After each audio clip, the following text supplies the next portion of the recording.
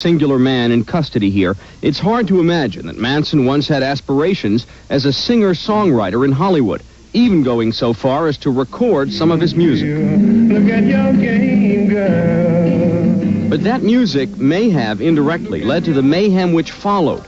Vincent Bugliosi was the man who prosecuted Manson and his family members.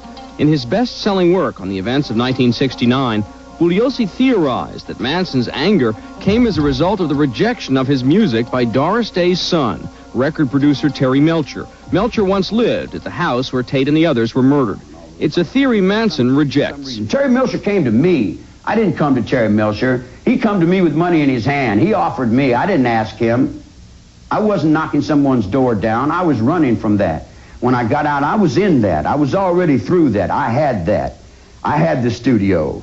I went to the studio, went to Vox Studios. I had it all, and I looked at it, and I said, this is a bigger jail than I just got out of. I don't want to take my time going to work. I got a motorcycle and a sleeping bag and 10 or 15 girls. What the hell I want to go off and go to work for? Work for what? Money? I got all the money in the world. I'm the king, man. I run the underworld, guy.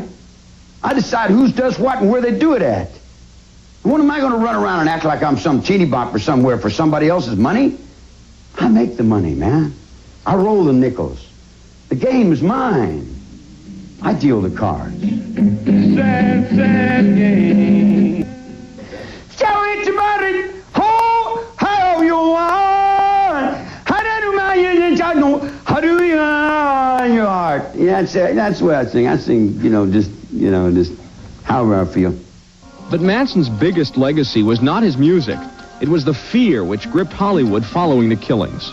Was it an intention of yours to scare the Hollywood community? Hollywood's been afraid since it began. Hollywood knows Hollywood. Anybody that knows the garbage cans in the alley understands Hollywood.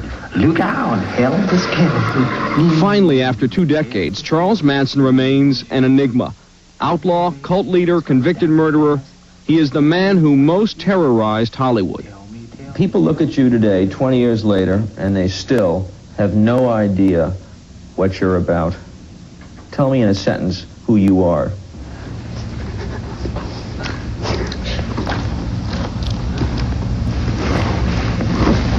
Nobody.